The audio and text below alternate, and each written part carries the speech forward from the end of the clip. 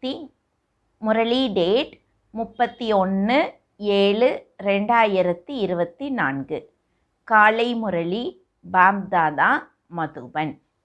இனிமையான குழந்தைகளே, நீங்கள் உங்கள் நேரத்தை வீணாக்கக்கூடாது. மனதில் ஞானத்தை சிந்தித்து கொண்டே இருந்தால் உறக்கத்தை வென்றவர் ஆவீர்கள். கொட்டாவி போன்றவை வராது. கேள்வி: குழந்தைகள், நீங்கள் தந்தையிடம் ஏன் பலியாகின்றீர்கள்? பலியாவதன் அர்த்தம் என்ன? பதில்: பலியாவது என்றால் தந்தையின் நினைவில் கலந்து விடுவது.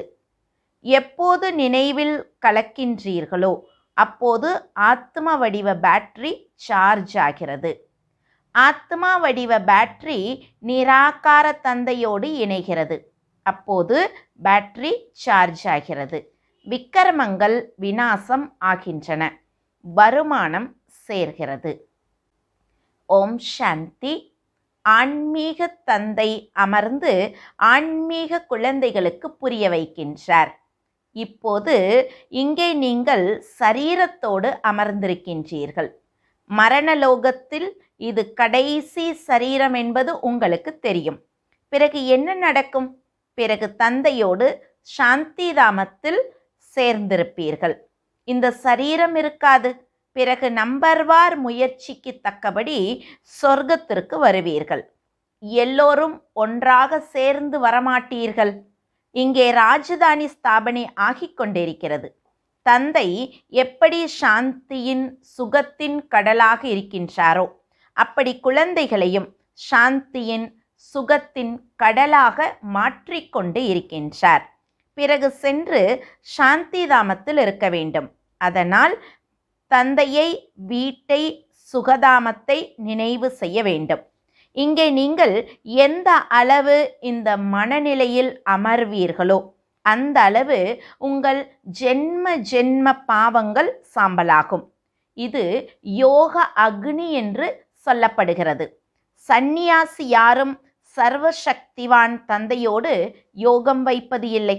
அவர்கள் இருக்கும் இடமான பிரம்மத்தோடு யோகம் வைக்கின்றார்கள். அவர்கள் தத்துவ யோகிகள். பிரம்மம் அதாவது தத்துவத்தோடு யோகம் வைப்பவர்கள். இங்கே ஜீவாத்மாக்களின் விளையாட்டு நடக்கின்றது. அங்கே இனிய வீட்டில் ஆத்மாக்கள் மட்டும் இருக்கின்றன. அந்த இனிய வீட்டிற்கு போவதற்காக முழு உலகமும் முயற்சி செய்கிறது. நாம் பிரம்மத்தோடு கலக்க வேண்டும் என்று சந்நியாசியும் சொல்கின்றார். நாம் பிரம்மத்திற்கு சென்று அங்கே இருக்க வேண்டும் என்று சொல்லுவதில்லை. இதை குழந்தைகள் நீங்கள் இப்போது புரிந்திருக்கின்றீர்கள். அங்கே இருக்கணும்னு யாரும் சொல்றதில்ல. அந்த பிரம்மத்தோட ஐக்கியமாயிரணும், அதாவது கலந்து போகணும்னு தான் சொல்லிட்டு இருக்காங்க. பக்தி மார்க்கத்தில் எவ்வளவு சிக்கலான விஷயங்களை கேட்டுக்கொண்டே இருக்கின்றனர். இங்கே தந்தை வந்து 2 வார்த்தைகளை மட்டும் புரிய வைக்கின்றார். அப்படி மந்திரத்தை ஜெபிக்கின்றார்கள். ஒருவர் குருவை நினைவு செய்கின்றார், ஒருவர் யாரையோ நினைவு செய்கின்றார். மாணவர்கள் டீச்சரை நினைவு செய்கின்றார்கள். இப்போது குழந்தைகள் உங்களுக்கு தந்தையும் வீடும் நினைவில் இருக்கின்றன. தந்தையிடமிருந்து நீங்கள் சாந்தி தாமம் மற்றும் சுகதாமத்தின் ஆஸ்தியை பெறுகின்றீர்கள். அதுவே உள்ளத்தின் நினைவில் இருக்கிறது. வாயால் எதையும் சொல்ல வேண்டியது இல்லை. சாந்தி தாமத்திற்கு பிறகு சுகதாமம் என்பது நீங்கள் புத்தியால் அறிகின்றீர்கள். முதலில் நாம் முக்தி தாமத்திற்கு, பிறகு ஜீவன் முக்திக்கு போகின்றோம். முக்தி ஜீவன் முக்தியின் வள்ளலாக ஒரு தந்தையே இருக்கின்றார். நேரத்தை வீணாக்காதீர்கள் என்று தந்தை குழந்தைகளுக்கு அடிக்கடி புரிய வைக்கின்றார். ஜென்ம ஜென்ம பாவங்களின் சுமை தலை மீது இருக்கிறது. இந்த பிறவியின் பாவங்கள் போன்றவை நினைவில் இருக்கின்றன. சத்தியுகத்தில் இந்த விஷயங்கள் இருக்காது. இங்கே ஜென்ம ஜென்மங்களின் பாவங்களின் சுமை இருப்பது குழந்தைகளுக்கு தெரியும். நம்பர் 1 இருப்பது காம விக்காரத்தின் விக்கிரமம். அதை ஜென்ம ஜென்மங்களாக செய்து வந்தீர்கள். மேலும் தந்தையையும் அதிகமாக நிந்தனை செய்தீர்கள். எந்த தந்தை அனைவருக்கும் சத்கதி கொடுக்கின்றாரோ அவரை எவ்வளவு நிந்தனை செய்தீர்கள்? இவை எல்லாவற்றையும் கவனத்தில் வைக்க வேண்டும். இப்போது எவ்வளவு முடியுமோ அவ்வளவு தந்தையை நினைவு செய்ய முயற்சி செய்ய வேண்டும். உண்மையில் ஆஹா சத்குரு என்று சொல்லப்படுகிறது. குருவும் கிடையாது. ஆஹா குரு என்பதற்கு எந்த அர்த்தமும் கிடையாது. ஆஹா சத்குரு, அவரே முக்தி, ஜீவன் முக்தி கொடுக்கின்றார். அந்த குருமார்கள் அநேகர் இருக்கின்றார்கள். இவர் ஒரே சத்குருவாக இருக்கின்றார். நீங்கள் அதிக குருமார்களிடம் சென்றிருக்கின்றீர்கள். ஒவ்வொரு பிறவியிலும் 2-4 குருமார்களிடம் போகின்றீர்கள். குருவிடம் சென்ற பிறகு மற்ற இடங்களுக்கு போகின்றார்கள். அங்கே ஒருவேளை இதைவிட நல்ல வழி கிடைக்குமா என்று மற்ற குருமார்களிடமும் சென்று முயற்சி செய்து கொண்டே இருக்கின்றார்கள். எனினும் எதுவும் கிடைப்பதில்லை. இப்போது இங்கே இருக்க வேண்டியது இல்லை என்பது குழந்தைகள் உங்களுக்கு தெரியும். எல்லோரும் சாந்தி தாமத்திற்கு போக வேண்டும். தந்தை உங்கள் அழைப்பை ஏற்று வந்திருக்கின்றார். வாருங்கள், எங்களை பதீத்தத்திலிருந்து பாவனமாக மாற்றுங்கள் என்று நீங்கள் எனக்கு சொன்னீர்கள் என்று உங்களுக்கு நினைவூட்டுகின்றார்.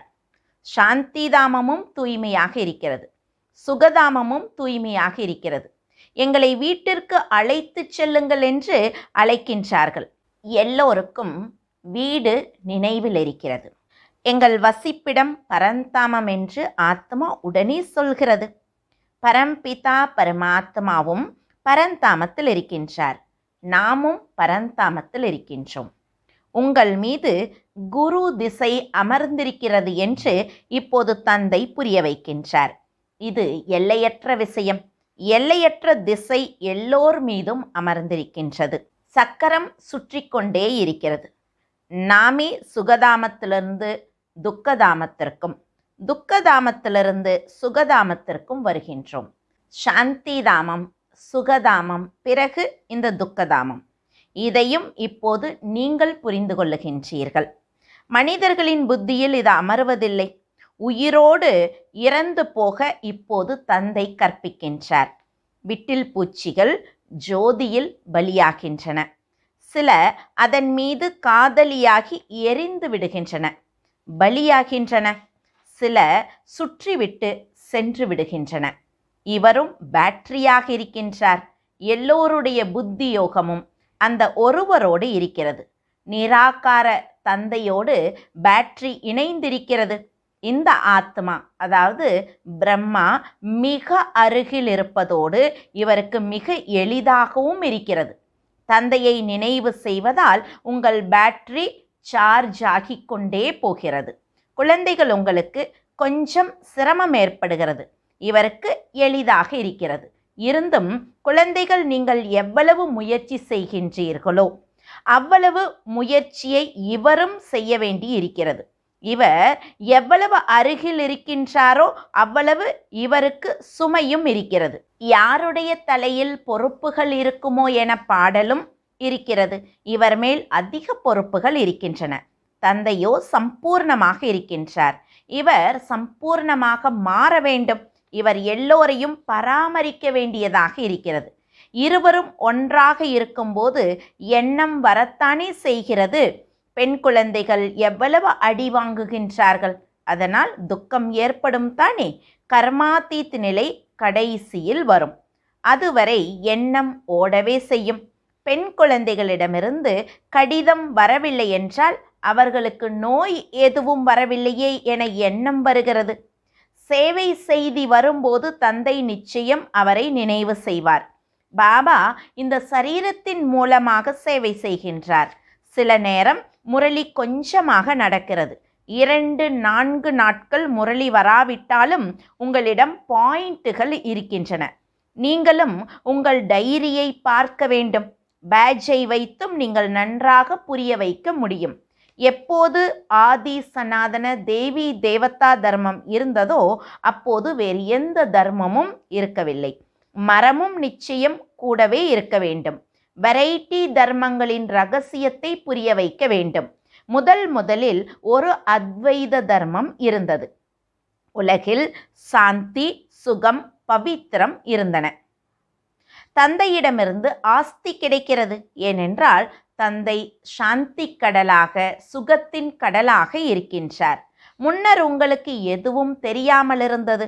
இப்போது தந்தையின் புத்தியில் இந்த எல்லாம் எப்படி இருக்கிறதோ அப்படி நீங்களும் ஆகின்றீர்கள். சுகத்தின் கடலாக, சாந்தியின் கடலாக நீங்களும் ஆகின்றீர்கள். எந்த விஷயத்தில் குறை இருக்கிறதென்று உங்கள் கணக்கை பார்க்க வேண்டும். உண்மையில் நான் அன்பு கடலாக இருக்கின்றேனா? ஏதாவது நடத்தை அப்படி இல்லையே, அதனால் யாருக்கும் வெறுப்பு ஏற்படுவதில்லையே என தன் மீது பார்வை வைக்க வேண்டும். ஆசீர்வாதம் பாபா செய்வதால் நாங்கள் இப்படி ஆவோம் என்று நினைக்காதீர்கள். நாடகப்படி நான் எனது நேரத்தில் வருகின்றேன் என்று தந்தை சொல்கின்றார். இது எனது கல்ப புரோகிராம். இந்த ஞானத்தை வேறு யாரும் கொடுக்க முடியாது. சத்திய தந்தை, சத்திய டீச்சர், சத்குரு ஒருவரே. இந்த நம்பிக்கை உறுதியாக இருந்தால் உங்களுக்கு வெற்றி கிடைக்கும். இப்போது இருக்கும் அனைத்தும் அநேக தர்மங்களும் விநாசமாகியே தீர வேண்டும். எப்போது சத்தியுக சூரிய வம்ச குலம் இருந்ததோ அப்போது மற்ற எந்த தர்மமும் இருக்கவில்லை. மீண்டும் அப்படியே ஆகும். நாள் முழுவதும் இப்படி தன்னோடு பேசிக்கொண்டே இருக்க வேண்டும். ஞானத்தின் பாயிண்ட்டுகள் மனதில் சொட்டிக்கொண்டே இருக்க வேண்டும். மகிழ்ச்சி இருக்க வேண்டும். தந்தையிடம் ஞானம் இருக்கிறது. அது இப்போது உங்களுக்கு கிடைத்து கொண்டு இருக்கிறது. அதை தாரணை செய்ய வேண்டும். இதில் நேரத்தை வீணாக்க கூடாது. இரவிலும் நேரம் கிடைக்கிறது. ஆத்மா அவயங்களால் காரியங்களை செய்து களைத்துவிட்டால் பிறகு உறங்கி விடுவதை பார்க்கலாம். தந்தை உங்கள் பக்தி மார்க்க களைப்பு எல்லாவற்றையும் நீக்கி களைப்பற்றவராக மாற்றுகின்றார். அப்படி ஆத்மா இரவில் களைத்துவிட்டால் சரீரத்திலிருந்து தனித்து விடுகிறது. அதை உறக்கம் என்று சொல்லுகின்றார்கள். உறங்குவது யார்? ஆத்மாவோடு கர்ம இந்திரியங்களும் உறங்கிவிடுகிறது. அதனால் இரவில் உறங்கும் நேரத்திலும் தந்தையை நினைவு செய்து இப்படி சிந்தனை செய்து கொண்டே உறங்க வேண்டும். கடைசியில் இரவு பகலாக நீங்கள் உறக்கத்தை வென்றவர்களாக ஆக வாய்ப்பு இருக்கிறது. பிறகு நினைவிலேயே இருப்பீர்கள். அதிக மகிழ்ச்சி இருக்கும். 84 பிறவிகளின் சக்கரம் சுற்றி கொண்டே இருப்பீர்கள். கொட்டாவி விடுவதோ தூங்கி விழுவதோ இருக்காது. உறக்கத்தை வெற்றி பெறும் குழந்தைகளே, சம்பாதிக்கும் போது ஒருபோதும் தூங்கக்கூடாது. எப்போது ஞானத்தில் மூழ்கி திளைப்பீர்களோ அப்போது உங்களுக்கு அந்த நிலை இருக்கும். இங்கே நீங்கள் சற்று நேரம் அமரும்போது ஒருபோதும் கொட்டாவி விடுவதோ தூங்கி விழுவதோ கூடாது. மற்ற பக்கங்களில் கவனம் போகும்போது கொட்டாவி வருகிறது. நாம் பிறரையும் நமக்கு சமமாக மாற்ற வேண்டும் என்பதை குழந்தைகள் நீங்கள் கவனத்தில் வைக்க வேண்டும். பிரஜைகளும் தேவைதானே? இல்லை என்றால் எப்படி ராஜாவீர்கள்? செல்வத்தை கொடுத்தால் செல்வம் குறையாது. பிறருக்கு புரிய வைத்தால், தானம் செய்து கொண்டே இருந்தால் ஒருபோதும் குறையாது. இல்லையென்றால் சேமிப்பாகாது. மனிதர்கள் அதிக கருமையாகவும் இருக்கின்றார்கள். செல்வத்திற்காக அதிக சண்டை சச்சரவுகள் ஏற்படுகின்றன. நான் உங்களுக்கு இந்த அழியாத செல்வத்தை கொடுக்கின்றேன். நீங்கள் பிறருக்கும் இதை கொடுத்து கொண்டே இருங்கள் என்று இங்கே தந்தை சொல்லுகின்றார். இதில் கருமையாக இருக்கக்கூடாது. அதாவது கஞ்சத்தனமாக இருக்கக்கூடாது. தானம் செய்யவில்லை என்றால் உங்களிடம் இல்லாததை போல இருக்கிறது. இந்த வருமானம் அப்படி இருக்கிறது. இதில் சண்டை போன்றவற்றின் விஷயமே கிடையாது. இது மறைமுகமானது என்று சொல்லப்படுகிறது. நீங்கள் மறைமுக வீரர்களாக இருக்கின்றீர்கள்.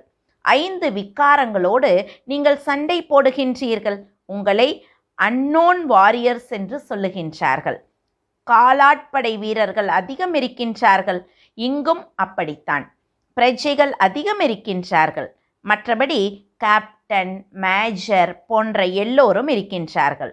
நீங்கள் சேனையாக இருக்கின்றீர்கள். அதிலும் நம்பர் வார் இருக்கின்றீர்கள். இவர் கமாண்டர், இவர் கேப்டன் என்பதை பாபா புரிந்து கொள்ளுவார். மகாரதிகளும் குதிரை வீரர்களும் இருக்கின்றார்கள். புரிய வைப்பவர்கள் 3 விதத்தில் இருப்பது தந்தைக்கு தெரியும். நீங்கள் அழியாத ஞான ரத்தினங்களின் வியாபாரம் செய்கின்றீர்கள். அப்படி அவர்களும் வியாபாரத்தை கற்பிக்கின்றார்கள். குரு சென்றுவிட்டால் அவருக்கு பின்னால் சீடர் நடத்துகின்றார். அது ஸ்தூலமானது, இது சூக்ஷ்மமானது. அநேகவித தர்மங்கள் இருக்கின்றன. ஒவ்வொருவருக்கும் அவரவர் வழி இருக்கிறது. நீங்களும் சென்று என்ன கற்பிக்கின்றார்கள், என்னென்ன சொல்லுகின்றார்கள் என்று அவர்கள் சொல்வதை கேட்கலாம். தந்தையோ உங்களுக்கு 84 பிறவி சக்கரத்தின் கதையை புரிய வைக்கின்றார். குழந்தைகள் உங்களுக்கே தந்தை வந்து ஆஸ்தி கொடுக்கின்றார். இது டிராமாவில் நிச்சயிக்கப்பட்டு இருக்கிறது. இப்போது கலியுகத்தின் கடைசி வரை ஆத்மாக்கள் வந்து கொண்டே இருக்கும், விருத்தி ஏற்பட்டு கொண்டே இருக்கும். தந்தை எதுவரை இங்கே இருப்பாரோ அதுவரை எண்ணிக்கை கூடிக்கொண்டே போகும். பிறகு இவ்வளவு பேரும் எங்கே இருப்பார்கள், எப்படி சாப்பிடுவார்கள், எல்லாவற்றுக்கும் கணக்கு வைக்க வேண்டியதாக இருக்கிறது. அங்கே இவ்வளவு மனிதர்கள் இருப்பதில்லை, சத்தியத்தில் இவ்வளோ பேர் இருக்கிறதில்லை. சாப்பிடுபவர்கள் குறைவாகவே இருப்பார்கள். எல்லோருக்கும் அவரவர் வயல் இருக்கும். தானியங்களை வைத்து என்ன செய்வார்கள்? அங்கே மழை வேண்டி யாகம் போன்றவற்றை செய்ய வேண்டியே இருக்காது. அப்படி இங்கே செய்கிறார்கள். தந்தை இப்போது யாகத்தை படைத்திருக்கின்றார்.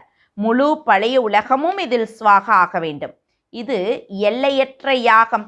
அந்த மனிதர்கள் மழை பெய்ய வேண்டுமென்று இந்த எல்லைக்குட்பட்ட யாகத்தை வளர்க்கின்றார்கள். மழை பொழிந்தால் மகிழ்ச்சி ஏற்படுகிறது, யாகம் வெற்றி பெற்றது. இல்லை என்றால் தானியங்கள் விளையாது, பஞ்சம் ஏற்படும். அவர்கள் யாகம் போன்றவற்றை வளர்க்கின்றார்கள்.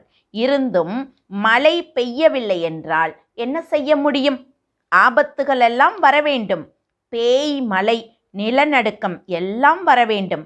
நாடகத்தின் சக்கரத்தை குழந்தைகள் நீங்கள் புரிந்திருக்கின்றீர்கள். இந்த சக்கரமும் மிக பெரியதாக இருக்க வேண்டும். விளம்பர பலகைகளை பெரிய இடங்களில் வைத்தால் பெரிய பெரிய மனிதர்கள் படிப்பார்கள். இப்போது உண்மையாகவே புருஷோத்தம சங்கமயுகம் என்பதை புரிந்து கொள்ளுவார்கள். கலியுகத்தில் அதிக மனிதர்கள் இருக்கின்றார்கள். சத்தியுகத்தில் குறைவான மனிதர்கள் இருப்பார்கள். அப்போது மற்ற எல்லோரும் நிச்சயம் அழிந்து போவார்கள். சிவ ஜெயந்தி என்றாலே சொர்க்க ஜெயந்தி, லக்ஷ்மி நாராயணனின் ஜெயந்தி. விஷயம் மிக எளிதாக இருக்கிறது. சிவ ஜெயந்தி கொண்டாடப்படுகிறது. அவர் எல்லையற்ற தந்தை. அவரே சொர்க்கத்தை ஸ்தாபனை செய்தார். இது நேற்றைய விஷயம். நீங்கள் சொர்க்கவாசிகளாக இருந்தீர்கள். இது மிக எளிய விஷயமாக இருக்கிறது. குழந்தைகள் மிக நன்றாக புரிந்து கொண்டு பிறகு புரிய வைக்க வேண்டும். மகிழ்ச்சியாகவும் இருக்க வேண்டும். இப்பொழுது நாம் நிரந்தரமாக வியாதிகளிலிருந்து விடுபட்டு 100% ஹெல்தி வெல்தி ஆகின்றோம். பாக்கி கொஞ்சம் நேரம் இருக்கிறது. எவ்வளவுதான் துக்கம், மரணம் எல்லாம் ஏற்பட்டாலும் நீங்கள் அந்த நேரம் மிக மகிழ்ச்சியில் இருப்பீர்கள். மரணம் வந்தே ஆக வேண்டும் என்பது உங்களுக்கு தெரியும். இது கல்ப விளையாட்டு. எந்த கவலையும் ஏற்படுவதில்லை. யார் உறுதியாக இருப்பவரோ அவர் ஒருபோதும் ஐயோ ஐயோ என்று சொல்ல மாட்டார். மனிதர்கள் ஒருவரின் ஆபரேஷனை பார்த்தால் மயங்கி விடுகின்றார்கள். இப்போது எவ்வளவு பெரிய மரணம் வரப்போகிறது. இவையெல்லாம் நடந்தே ஆக வேண்டும் என்பதை குழந்தைகள் நீங்கள் புரிந்திருக்கின்றீர்கள். இறைக்கு மரணம், வேடனுக்கு மகிழ்ச்சி என பாடலும் இருக்கிறது. இந்த பழைய உலகில் அதிக துக்கத்தை பெற்றுவிட்டீர்கள். இப்போது புதிய உலகத்திற்கு போக வேண்டும். நல்லது, இனிமையிலும் இனிமையான காணாமல் போய் கண்டெடுக்கப்பட்ட செல்ல குழந்தைகளுக்கு தாய் தந்தை பாப் தாதாவின் அன்பு நினைவுகள் மற்றும் காலை வணக்கம். ஆன்மீக குழந்தைகளுக்கு ஆன்மீக தந்தையின் நமஸ்காரம். ஆன்மீக தந்தைக்கு ஆன்மீக குழந்தைகளின் அன்பு நினைவுகளும் நமஸ்காரமும். தாரணைக்கான முக்கிய சாரம். முதல் பாயிண்ட், தந்தையிடமிருந்து அழியாத ஞான செல்வத்தை பெற்று பிறருக்கும் தானம் செய்ய வேண்டும். ஞானத்தை தானம் செய்வதில் கருமையாக இருக்க வேண்டாம். ஞானத்தின் பாயிண்ட்டுகள் மனதில் சொட்டிக்கொண்டே இருக்க வேண்டும். ராஜாவாக மாறுவதற்கு நிச்சயம் பிரஜைகளை உருவாக்க வேண்டும். இரண்டாவது பாயிண்ட், நான் தந்தைக்கு சமமாக அன்பு கடலாக மாறியிருக்கின்றேனா? ஒருபோதும் யாரையும் வெறுப்படைய செய்வதில்லையே. எனது நடத்தையின் மீது முழுமையாக பார்வை இருக்கிறதா என தனது கணக்கை பார்க்க வேண்டும். வரதானம்: ஞானத்தோடு கூடவே குணங்களையும் அமர்ஜ் செய்து அனைத்து குணங்களும் நிறைந்தவர் ஆகும் குணமூர்த்தி ஆகுக. ஒவ்வொருவரிடமும் ஞானம் அதிகம் இருக்கிறது. ஆனால் இப்போது குணங்களை அமர்ஜ் செய்வது அவசியமாக இருக்கிறது. எனவே விசேஷமாக செயல் மூலம் குணதானம் செய்யுங்கள். நான் சதா குணமூர்த்தியாகி அனைவரையும் குணமூர்த்தியாக மாற்றும் செயலில் இணைந்திருக்க வேண்டும் என்று எண்ணம் வையுங்கள். இதனால் வீணானவற்றை பார்ப்பதற்கும் கேட்பதற்கும் செய்வதற்கும் நேரம் கிடைக்காது. இந்த விதியால் தன்னுடைய மற்றும் அனைவருடைய பலகீனங்கள் எளிதில் முடிந்துவிடும். அதனால் இதில் ஒவ்வொருவரும் தன்னை நிமித்த முதல் நம்பராக உணர்ந்து அனைத்து குணங்களும் நிறைந்தவராவதற்கும் பிறரை ஆக்குவதற்கும் உதாரணம் ஆகுங்கள். ஸ்லோகன்: மனதின் மூலமாக யோக தானம், வார்த்தையின் மூலமாக ஞான தானம் மற்றும் செயல் மூலமாக குணதானம் செய்யுங்கள். ஓம் சாந்தி.